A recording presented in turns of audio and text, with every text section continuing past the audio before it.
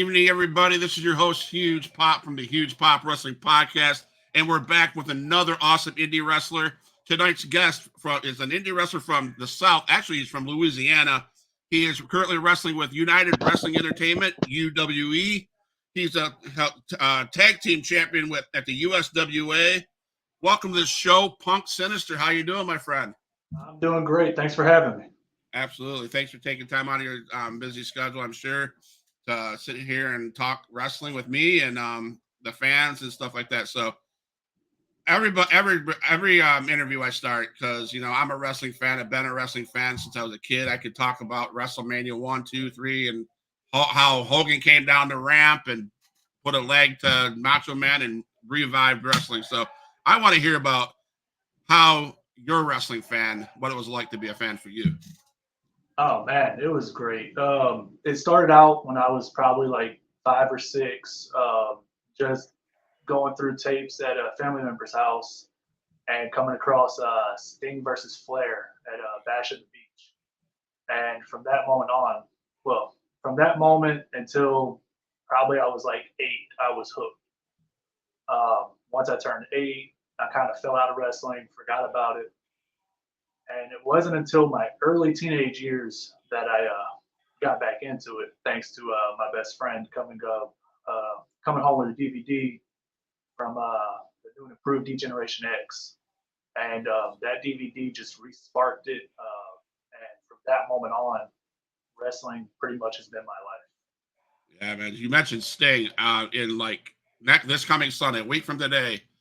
I have a booth at the RiverCity WrestleCon in St. Augustine, Florida, and I get to meet the icon Sting. He's gonna sign that belt right back there. That you can see. I'm so stoked for it. So yeah, I'm like a little baby at Christmas. But so, who were some of the legends you grew up watching and admiring, man? Like I said, Triple H, Shawn Michaels, Undertaker, uh, Edge, Randy. Macho Man was a huge inspiration to me as a kid.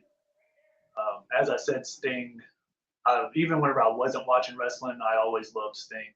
Like I always had his action figures and all that stuff growing up. Not even a big wrestling fan. The list goes on and on, man. Like yeah, Sting, absolutely. Like the right after the Attitude Era on, those guys were really big influences on me. Absolutely. So, did you watch any WCW at all? Not really. I'm not gonna lie to you. I knew a lot of the guys, mostly off of the movie Ready to Rumble.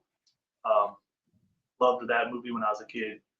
But that was about as much WCW exposure that I got, other than, of course, the video games for Nintendo 64. I'd have to ask this question, even though you don't watch it. But the TikTok question of the year last year was, who is the greatest WCW champion of all time? I'd go with Sting. David Arquette. Yeah, he's very forgotten, very underrated. Yes, absolutely. So, you watch the stuff currently? Oh yeah. So did you acknowledge the tribal chief when he was a tribal chief? Oh, always. I was not a big Cody Crybaby fan. I'm not either. I was going for the tribal chief at WrestleMania, but So you fell in love with wrestling when you seen D-Generation X.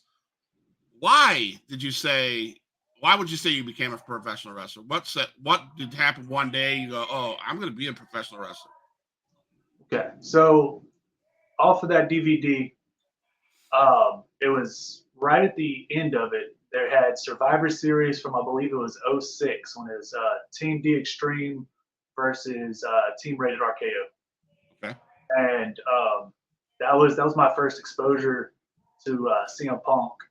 And when I seen him and Jeff and Matt, I was like, these 3 guys can go. I was like, and they're not. I mean, of course they're big, but they're not really that huge of guys. They're not like the Hulk Hogan's and John Cena's. Right. So I was like, smaller guys can make it in this business. I mean, why not? So me and my cousin, we went out, just started doing it. having fun, trying to figure out the ins and outs of it. We would study the tapes, we would watch it, and then eventually we found a school here in Louisiana in 2012, and we got our first taste in it, and instantly fell in love with actually doing it. But unfortunately, things happened, and we never finished training. So from 2012 to 2013, we was doing a little bit of training every now and then, but not enough to get anything going. Yeah. And that really, really like was always in the back of my mind of I really wish I would have finished. Yeah. And about 3 years ago, I got lucky enough to get that second chance, and ever since then, I'm not stopping. Awesome. So where did you go to? Where did you finally 3 years ago find the school? What school was there? Was it? And who did you train under? It was the United Wrestling Entertainment Academy right Okay. here in Pineville, Louisiana. Okay. The head trainer is Dapper Danny Davis. Okay. He's a huge, big name down here in the South. He's wrestled all over the place. He's like a 30-year vet. And he brought in James Beard to help us, to mentor us. So we got that knowledge coming in too. But Dapper Dan was the main head trainer for the first class and pretty much every class since then. But yeah, it was definitely something that I needed in my life at that time. So how rough was that? I can't imagine it'd be easy. Okay, so funny story. Okay. I was a truck driver whenever I found out about EWE. Like they opened up in February of 2021, and the whole year of 2020, I was a truck driver. I was on the road, always gone. Came home one day for some home time, and I saw the post on Facebook. I was like, I'm done trucking. It's time to do this. So I quit, got a part-time job here just to, cause I had some money saved up from trucking, but I wanted to keep a little bit extra, keep coming in. So I got a little part-time job, nothing serious while I was training. About a week before training, I slipped and I fell, and I caught myself with my arm behind me, and it pulled something in my neck area right here. So that first 2 weeks of training was so excruciating because like just bumping and taking arm drags and running the ropes and everything that you learn in that first week, it was some extra pain with it. But it was great, man. Like I wouldn't trade any of it. It was exactly what I expected it to be. Woke up with a bunch of bruises on my back after the first day. And it was fun. It was really a good time. So taking bumps can't be the only thing you learned. Was there psychology taught? Was there mic skills taught during training, or did those come later? Psychology was taught. Like I'd say the first 2 months, it was strictly in ring, just learning bumps, how to take the moves, what moves to do, all this kind of stuff. Right there at the 2.5, 3.5, 4 month mark, we started doing the going over matches and learning psychology and everything. And yeah, it was a lot more than I thought it was, but I caught on pretty quick. Got it. My first match was actually against one of the second class trainees. He had been training for like 2 weeks, and the guy that I was supposed to wrestle no-showed. So he was there with his gear, and I was like, yeah, I'll take him. I will do my best to carry him. And we carried each other. I'm not gonna say I carried him because we both didn't know what the heck we were doing. We were both green. Right. But we turned out a pretty good match there.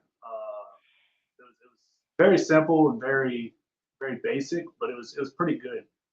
And from that moment on, me and him, we've had rivalry after rivalry, and now we're tag team champions together, running a tag team named Dread Express. Okay. We're running that from Texas to Florida and all the way up to Oklahoma. Awesome. What parts of Florida? We went to man, I can't remember the name of the town. It was right outside of Tampa Bay. Okay. Uh, yeah, we was there at the end of April Okay. for um, the school's called Hype, I think. Okay. Yeah. Uh-huh. Yeah. We was there for one of their shows. We did one of their Okay. shows. So you said something when you were responding something to my question about one of your first matches, or what the match that you wrestled against the guy because the first guy didn't show up. Mhm. I want the fans to know how important is it to bring your gear to anywhere you go, because you don't, even if you're not booked. Oh, that's hugely important. I bring my gear everywhere I go, even if there's not a show. Like if I go out of town just for like personal time or whatever, I still bring my gear just in case there's a show. I'll go network, and at best I'll get a match. If not, I get to network. But I've been to plenty of shows where I just had my gear in the car and I got booked. So Okay. there's always cancellations for any number of reasons. Somebody might get hurt, somebody's car might break down, but always have that gear in your bag, in your car, and you could definitely get booked and definitely get that exposure. Because I mean, you guys are independents. The way I look at independence is you take any chance you can get, because Definitely. if that's going to be your life and to make it to the bigs, you're going to want to do everything and anything that comes to your way. Am I right? That's exactly correct. Yeah, I've wrestled in stadiums and I've wrestled in backyards, like for real shows, but like Right. wherever a ring is set up, and if they will book me, I'm being a little bit more selective now that I'm a few years deep. But when you're first starting out, any ring time you can get, it's valuable. Right. Punk Sinister. What's the story behind that name? All right. So early in my training days, I showed up to training in a Rugrats shirt with Chucky Finster on it, Mhm. and they were looking for a comedy gimmick, and kind of got dropped on me just by that shirt. They was like, "That's your gimmick. You're gonna be Chucky Finster," and I was like, so we came up with the name Chucky Sinister, Okay. and then a couple days later, my trainer was all like, "Actually, let's go with Punk. I like Punk more." I was like, "Okay."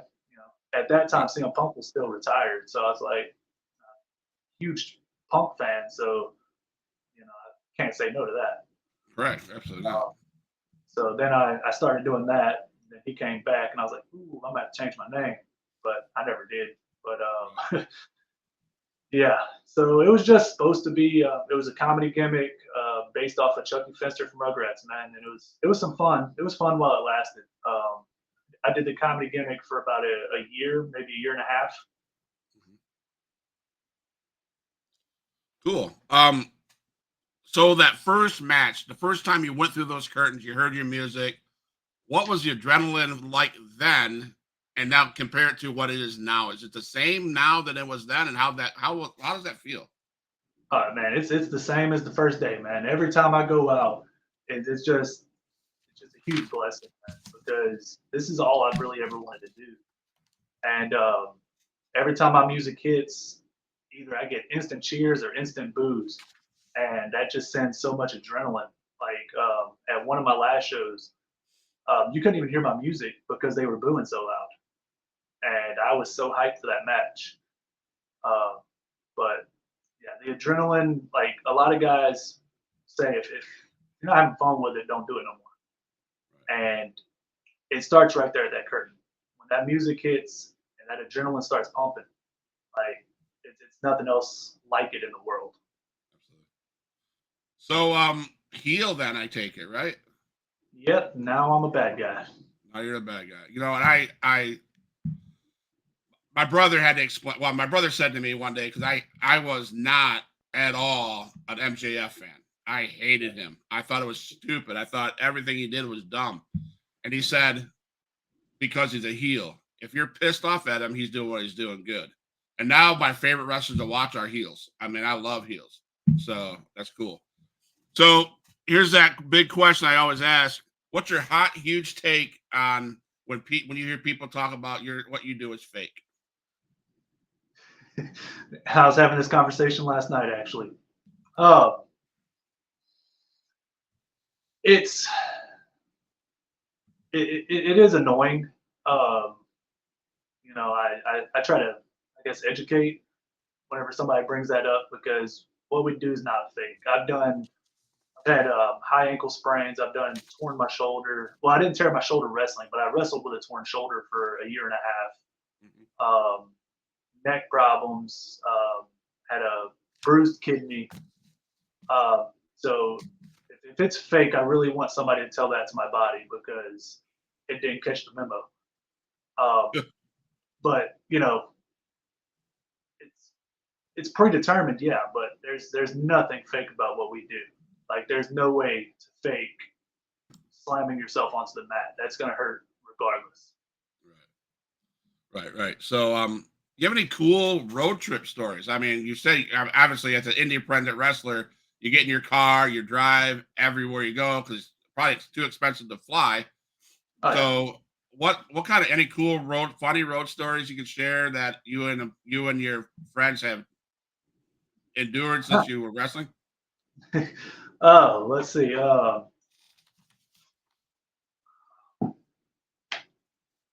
I can't think of none right off the top of my head, but we always make these road trips fun. Um, we'll be sitting in the car, just driving down the road, singing stupid songs. We'll be playing Backstreet Boys and Mariah Carey and just jamming. Uh, that's me and my tag partner, X. He uh, he has a thing for Mariah Carey songs. That boy loves them. So he's always playing those things and singing them. It's freaking hilarious. Uh, there's been a lot of times where we'll shoot up to Oklahoma, wrestle up there, then have to shoot right back down to get to Texas for the next night. We'll just have to sleep in the car. It could be 90, 100 degrees outside. We wake up getting baked in the sun. But yeah, oh, I got one for you. Okay, so a few months ago, we went up to Shreveport, Louisiana, Okay. for a car show, and after the show, we went out to a one of the casinos up there, to the bar, with a few of the guys that are better known. I'm not going to drop no names just in case, I don't want nobody getting slandered or anything. But we were tossing them back. Um, one of my travel companions, Cowboy Cliff Rogers. I'll drop his name. Cowboy. He was he was trying to keep up with the vets. He was putting them down just as fast as they were. So we leave, uh, go to another casino to go meet up with some personal friends outside of the business. And Cowboy, he is just sloppy face drunk. He's sitting on the bench outside the casino whenever we leave. We find him sitting out there just slumped over, and pick him up. Me and X have to carry him to the car, and then he just dead weights us. So we have to drop him on the median by the parking lot, go grab the car, pick him up. We're driving back, and just the gibberish coming out of his drunk mouth was just hilarious. And that's a Cowboy special right there. All right, Cowboy He Special. he loves his liquor. Awesome. But yeah, I wouldn't choose anybody else to travel with other than the small group of guys I travel. Awesome. So I have like I said, I have foster kids, and so I'm going to take the time to. They have some questions. It's just simple. One shoot their like favorite food. So let's go. So we like kind of a favorite food. Favorite food? I would have to say Mongolian. Okay. Does pineapple belong on pizza? No. Favorite cartoon? Oh, Scooby Doo. Favorite movie? Harry Potter. Favorite song?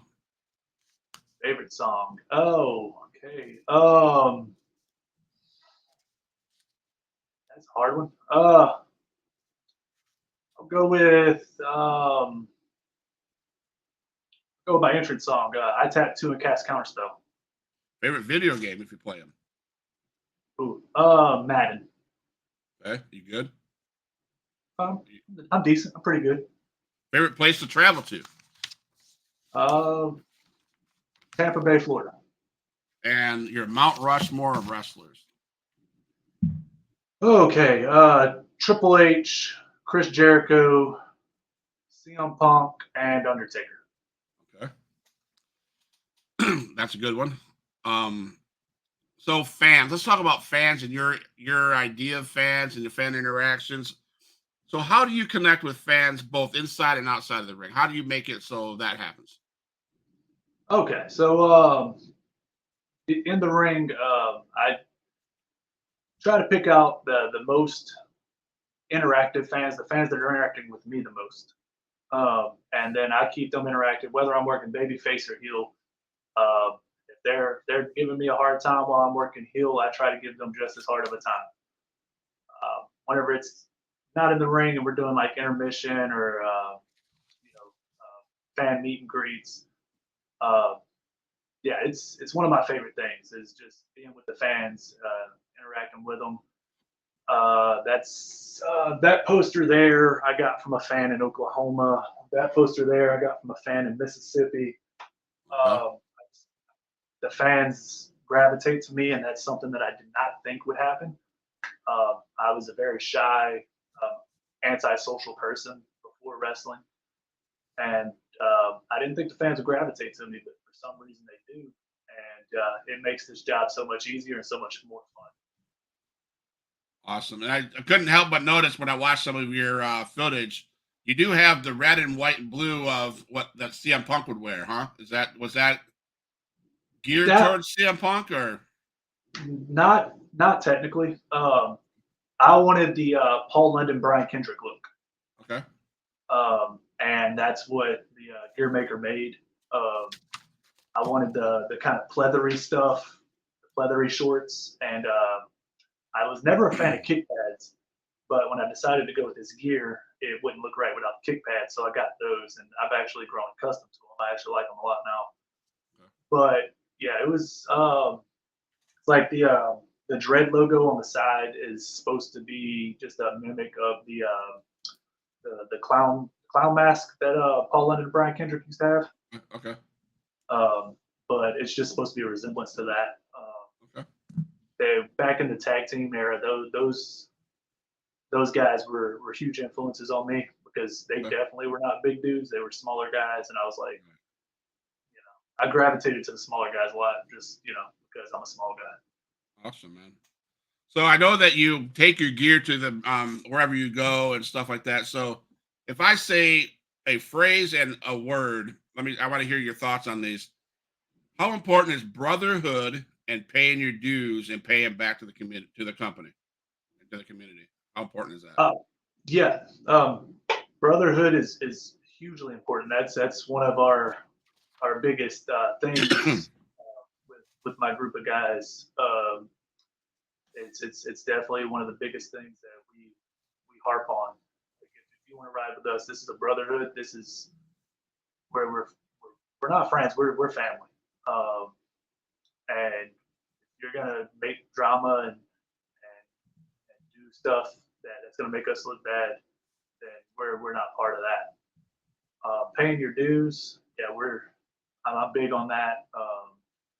It's something that everybody should do, and there's certain people that'll after before the show they'll show up after the ring set up.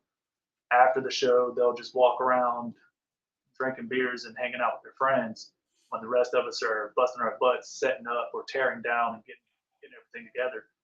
And it's kind of annoying because like this business doesn't owe you, you owe this business. Right. And it's So, I don't know how many promotions do you work with around the St. Louis or around the Louisiana, Texas area, approximately? um uh, altogether I've worked for about 20 or 30 promotions. Okay. I just worked for this one in Louisiana, UWE. That's the only one I worked for in Louisiana. I worked for about on and off 5 or 6 in Texas. Okay. Got one in Oklahoma, 2 in Mississippi, 1 in Florida, Okay. a few in Arkansas that I work with. And then I got 1 in Washington that I'm going to start working with in July. Okay. So you've seen many locker rooms, right? Oh yeah. How many? Is there any legends that you had a opportunity to run into or meet while you're in the locker room or at a promotion or an event? Oh yeah. We've met. We've ran into JBL. Um, um, hold on, it's coming. Okay, we met JBL. We've met. His name. I'm sorry. His name is slipping my mind right now. Nature Boy Paulie. Okay. We've had Buff Bagwell. Okay. There, like I said, we got James Beard running stuff down here, helping us out down here. Right. We ran into a lot in Texas. Like Hernandez was at a show recently I was on. Okay. I asked that question because my question I really want to know is your thoughts on how important it is for you and guys that are green, etc., to pay attention to what those guys say to you in the back, whether it's a positive or a negative. How important is it for you guys to pay attention to those? That's one of the most important things. Like I tell everybody, even anybody in that locker room after my match, I ask for criticism, and I don't care if it's good or bad. If it's bad, definitely tell me, because that's the only way you're gonna learn. When we met Bagwell a few months ago, that Shreveport story, that's where we met him. He told me, he was like, your hill work is great, but you're interacting with the fans, and then you just stop right there whenever it's the most important. And you'll go back to doing what you're doing. Then you'll come back again, and you'll start again, and then you'll stop right before it hits the spot where it needs to hit. So we pulled a double show that night. So the second match, I went back through, did everything that he recommended, everything that he did, went back, and yeah, all smiles and good jobs from him after that. So definitely with Hernandez, that night we actually had a fan jump in the ring, and I don't know if I should tell this story, but yeah, he let us have it because we didn't do nothing about it. We just let the dude in the ring and just stand there and talk trash to us. You let the fan do that to Buff Bagwell? No, that was Hernandez that said that. Oh wow, okay, still. Yeah. So Hernandez, he laid into us, mainly because we had our backs to the guy, and it could have went bad, and he was concerned for our safety. So I give it to him on that. Do you have any dream matches? Like, what's a dream match that you want to before your career's over? Okay, the super duper dream match would be CM Punk. If I ever got a chance to fight Punk, that would be amazing. Right now, I wouldn't say. Well, yeah, I want a match with a guy named. There's Corey Constantine. I don't know if you've heard of him. I heard the last name. Yeah. That's a huge dream match. He's big down here in the South. Or Barrett Brown. Yeah. He's a pretty big name. He works for a lot of companies. Yeah. I've been watching him probably since he started. I was watching him all over Facebook and stuff, and huge respects that I got. Like that is probably my biggest dream match right now. Okay. I cover a promotion out of Texas called CWF, Christian Wrestling Federation, out of Rockwell, and he was at that. A whole year I had every Monday of the months I had guys on there, and I had a chance to interview Barrett Brown, and that would be super cool. Yes. So Any dream venues? Is there a venue that you want, like Madison Square Garden? Yeah, I got to wrestle there, or whatever. Any dream venues? Um, well, I want the 49ers Stadium in Santa Clara. Okay. Levi Stadium would be a huge dream just because I'm a huge 49ers fan. I'm sorry. Also, just the Alexandria Coliseum here, where I'm from, that I've always wanted to wrestle there.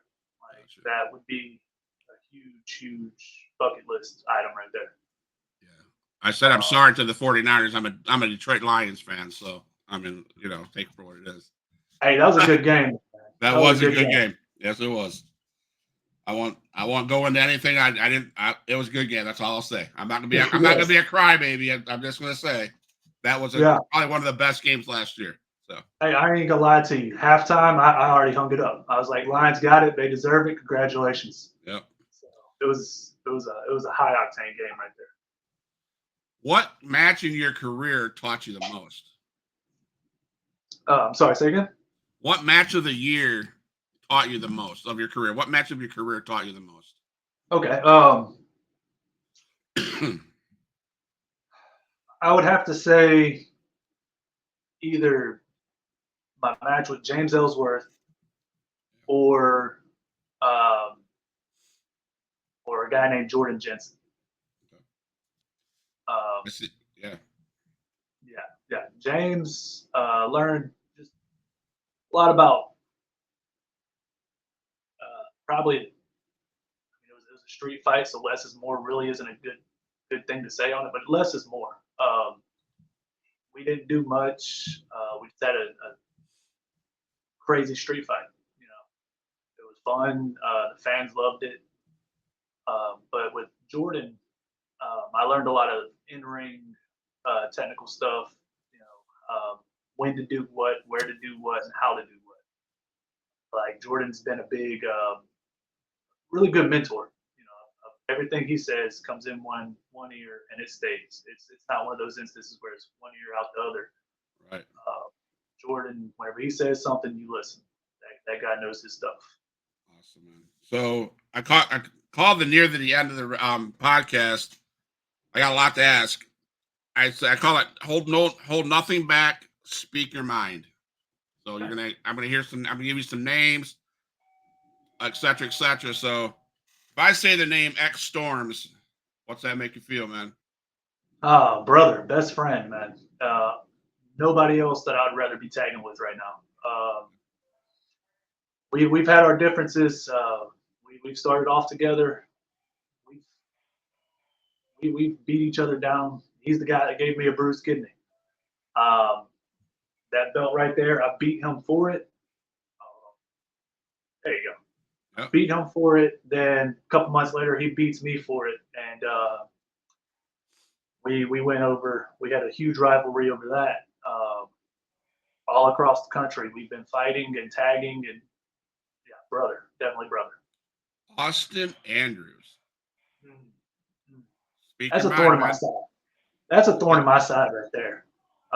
He's always sticking his nose in places it don't belong. He's just got to watch his back because I'm coming for him. I'm tired of dealing with him. Yeah. Pain in my back. That's what he is. Not a fan, huh? Not a fan of him? Oh no. The Gatekeeper. Oh man, Gatekeeper. Thumbtacks. That's what comes to mind whenever you say that name. Up in Arkansas, we had a pretty heated rivalry. Got pretty hardcore, and this guy decides to bring thumbtacks, and that was an experience. But also, I give it to him. He's the guy that took my first suicide dive, and I never thought I'd do that. But I had to pull out all my moves in that match, even moves that I didn't think I could do. All right. So before I name another name, is there anybody that you can think of that crossed your path that you do not care to ever meet again?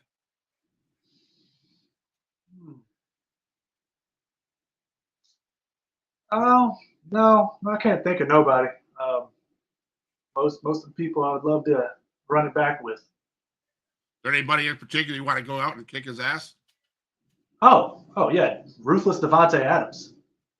Yeah, he's fake. He's the fakest guy on the industry. Tired of dealing with him. I'm tired of him running his mouth and barking all over the place. He thinks he's a pit bull when really he's just a chihuahua. There you go. What was his name again? Ruthless Devontae Adams, Ruthless also known as Devontae. also known as Baby Ruth.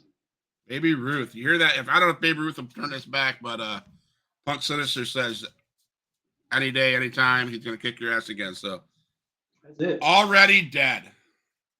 Oh, I'll tell you what. I've had quite a few matches with Smoke the Reaper, uh, with already dead or singles, and he's got a bad rap, but that guy can go. I give it to him. I definitely want to run it back again. I owe him a couple receipts. His tag partner Seth Anunnaki. Um, that's actually another one of my dream matches in a singles match. Seth can go, man.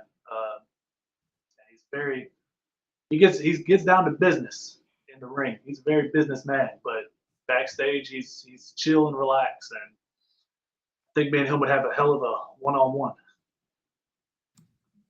Last one. Royal Pain. See, that's where the problems with Devontae Adams came from, right there. It was Devontae Adams and Prince, and they just didn't know how to stay out of my business. I was trying to get my beautiful light heavyweight championship back, and they just kept meddling. And I ended up going against them a few times with different partners that I did not get to choose, and they used every move in their arsenal, including weapons, and it was not non-DQ. The kid that I was tagging with, he got hit with some kind of foreign object, and the referee was too stupid to see it. He was dealing with something else, and he wasn't doing his job. So that's why I'm not a tag team champion in UWE at the moment. But things happen. Roles have reversed. Now I am the guy that does what I want, and Devontae Adams is the guy that's following the rules. So as soon as I catch him slipping, I'm gonna take care of business. So Rick Del Santo says, "Hey, you talked to him this afternoon." So, oh yeah, it was definitely a fun time. Let's talk about your tag team title that you hold, who the partner is, who you had to go through to get there. Do you have any warnings for that tag team that you beat for those titles? Anything like that? Oh man, we actually went up against Chase Matthews and oh man, I am sorry I'm blanking on his tag team partner's last name. It's Ryan Excellence, I think. I apologize for forgetting your name, man. But no, man, they want another shot at it. Come on. You don't want to smack talk Chase Matthews? Oh, I've dealt with him. He ain't nothing, man. He's nothing. He started out with his little hay stuff, and now he's handing out simp cards. So if he wants to hand out simp cards and call people simps, he can. He don't want a rematch. Dread Express handled that. He has not said another word since then, and he talked a big game before then. So I think me and X Storms, we handled that business. But anybody else that wants to step up, man, doors open. We're fighting champions. So I want to touch on this. I watched this match, and that was crazy stuff. A match that happened in 2023. It was voted match of the year versus Mickey O'Shea and Drake Gallows versus. So you were involved in that 4 corners steel cage match. Yep. Talk about that, brother. Oh man. Well, it was supposed to be me versus Mikey O'Shea versus another guy named Skids. Skids got hurt, so they put in Drake. And then this other kid, Jason Simon, wanted in. He cried and yapped to the promoters and management and got his way in. So it became a 4-way. Well, that match was fantastic, man. It was my first cage match. It was definitely a dream match. Mikey O'Shea is a class act. I would love to run it back with him. Drake Gallows, I met him up in Oklahoma with his promotion, UWO. I won a one-on-one with him too. He's helped me out a lot with Oklahoma bookings and stuff up there. Man, it was a crazy match. The cage definitely was exactly what I thought it was going to be. My back was all bruised up. My face was all cut up. I jumped off from the highest point that I could because the cage was literally touching the ceiling. But I got all the way as high as I could, and I hit my turning the page, which people may not know, it's just my version of the whisper in the wind. Hit that off of, like I said, high as I could get up there. And yeah, I drove home that night in so much pain, but it was totally worth it. Awesome, man. You know, I think that for me, my first independent wrestling promotion I went to was XIW in Panama City. Never seen an indie promotion or any event at all. I seen it 2 years ago, and I've been a fan ever since. So why I say that is I want to thank you guys, you, Punk Synister, any other indie wrestler I come across who I talk to. You guys put your life on the line, whether it be scripted or not. It's not fake. I can tell. You guys hit each other with all you got. You guys put through each other through tables. You put through each other through cages. And I love the how you guys bring the fans in, and it's almost so personable. Even in sitting in the fifth row, you guys make it so personal, and I want to applaud you guys for that, because you guys not making the dollars that you should, but you're going out there because you love the game. You know, you love the business, and I applaud you for that. So, Punk Synister, thank you for that. Thank you. Here's John Pike. Yo, great stiff here. John Pike is another independent wrestler that one of my best friends in the business. One of my first interviews I had with him, and you know, he's amazing. He's the gamers champion. There's a thing in Wisconsin. So Midwest gaming champion. He'll tell me if I'm wrong. But no, John Pike, thank you for stopping in. Thank you for the compliment, man. Love you, bro. Good luck. So, yeah, so I thank you for that. I thank you for putting your body on the line for the entertainment of us fans, because what I get is, you know, I can watch WWE on TV, AEW on TV. I'll be honest with you, I've seen as many missed spots on AEW and WWE lately that I do at an indie promotion, right? Yes. The only difference is you guys are there because you want to be there. And sometimes I think Solo Sikoa, who I don't take anything away from them, I think they show up for the paycheck. Yeah. And I'm not saying he did. I'm sure he was like you in the Indies when he was in the Indies, and I'll probably get reamed for saying that. But you guys are out there to prove a point. Yeah, they're out there to make the money. Yeah, exactly.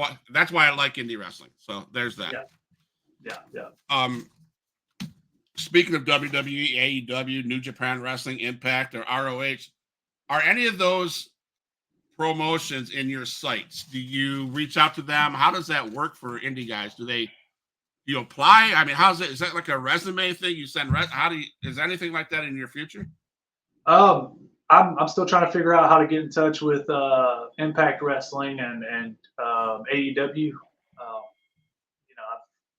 I've had a few contacts with WWE people. Haven't had nothing come out of it, but I've talked to a couple people. But yeah, I don't. It's on my radar, but it's not important. Okay. It'd be crazy to say you don't want to get there, because everybody that's in this wants to get there. They want to get on that main stage. Right. But at this point, I'm more concerned with making the memories, not only for myself but for the fans. Traveling, getting as many places as I can. The biggest goal I got right now is going international.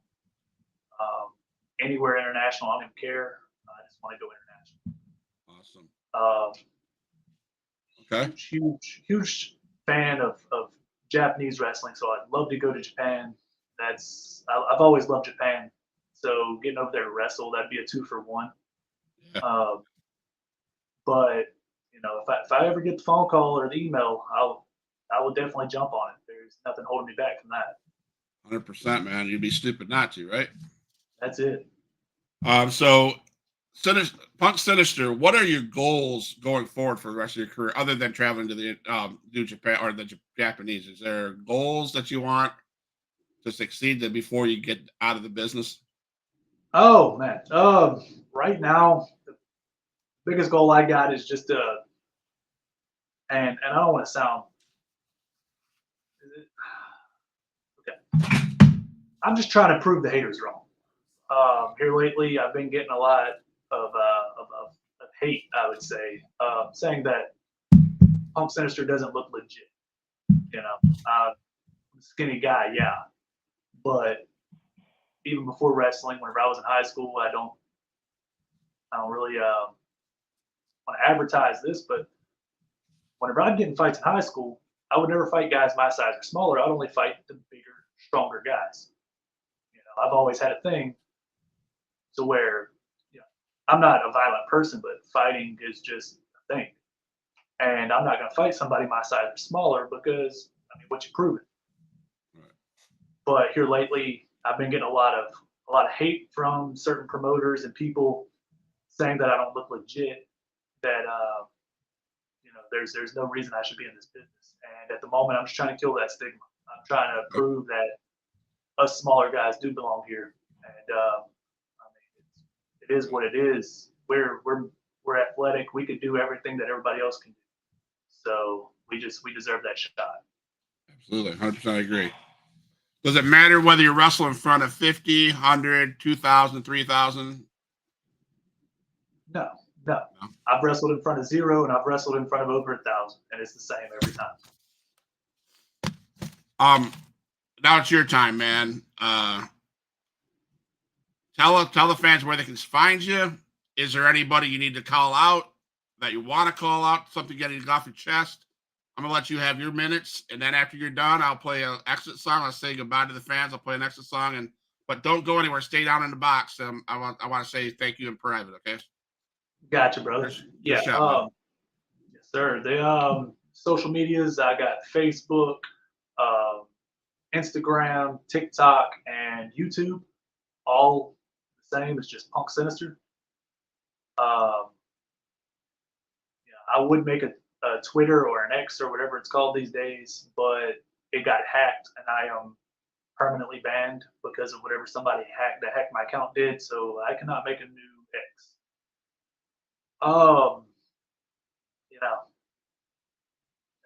Don't really have anybody to call out. I've did my thing with Devontae. I'm right now, as it sits, I'm a 7-time champion, and anybody that wants to step up can step up. I'm a fighter. I'm ready to go. Screw it. I'll call somebody out. I'll call out Barrett Brown because I want this match to happen. And as you said, you've had him on the podcast, and I know a lot of people that know him watch the podcast. So let's try to make this happen, Barrett. Let's get this dream match knocked out the way. So there you heard it. Our 2 names, Devontae Adams. Punk Sinister is not a fan of yours. If you ever want to get your ass beat again, he said he'd be willing to do that. Barrett Brown. Now that's a bigger order than I think Devontae Adams. But Barrett Brown, you heard Punk Synister. Punk Synister said, whenever you're ready, whenever you're mad enough, you might not have said that, but I said that. Whenever you're mad enough to make it happen, Punk Synister is willing to go to Texas, willing to go wherever you're at to get that job done, that dream match of his. So, we all have dreams, and that's Punk Sinister's dream to want to finally face Barrett Brown. That's it.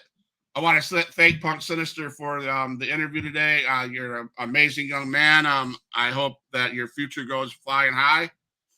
Stay strong. Stay going after those titles, man. 7-time champion, man. 7-time. You heard it, 7-time, right? And Huge Pop Wrestling Podcast fans, you can see us on YouTube, on Twitch. I would encourage you guys to pay close attention to this coming Saturday and Sunday, a week from now, as we are live from RiverCity WrestleCon in St. Augustine, Florida. We will have the one and only Austin Aries at our table for both Saturday and Sunday night, Saturday and Sunday afternoon. And it's going to be fun. Huge Pop Wrestling Podcast. We appreciate everybody watching who watches on YouTube. Don't forget to subscribe to the YouTube channel. Punk Synister, if you can help me out, I'll post that. I'm gonna load the video up after we're done here. But I want to reach 500 followers on YouTube. And when we reach 500 followers on YouTube, we are going to give away a T-shirt, an opportunity to come on the podcast, and a ECW referee. We're going to give you his autograph. So that's what's on for Huge Pop Wrestling Podcast. Thank you guys for tuning in. Give this guy Punk Synister a follow, a love, man. He's been in the business how many years? 3. Been in the business 3 years, man. Give him a follow. Give him a subscribe. Get this guy some confidence. And like I said, always, Huge Pop Wrestling Podcast is out. All my dogs, make some noise up in this house.